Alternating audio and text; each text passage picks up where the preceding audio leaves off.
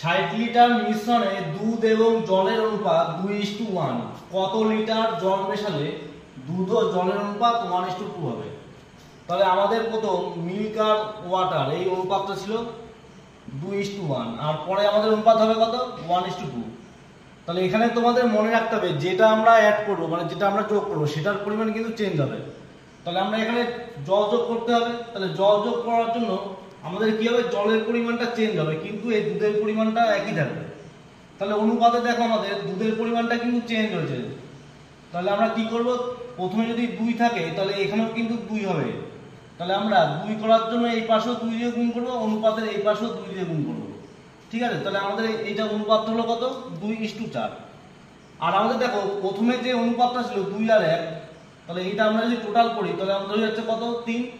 তাহলে আমাদের এই 3 ইউনিট বরাবর দেওয়া ছিল 60 লিটার। তাহলে আমরা 1 ইউনিট বরাবর কত পাই? 20 লিটার। তাহলে আমরা দেখো এখানে আমাদের প্রথমে ওয়াটার ছিল 1 আর পরে ওয়াটার হয়ে যায় 4। তাহলে আমাদের কত ইউনিট জল যোগ করা হয়েছে? 3 ইউনিট। তাহলে 1 ইউনিটের মান যদি 20 হয় তাহলে 3 ইউনিটের মান কত হয়? 3 × 20 = 60 লিটার।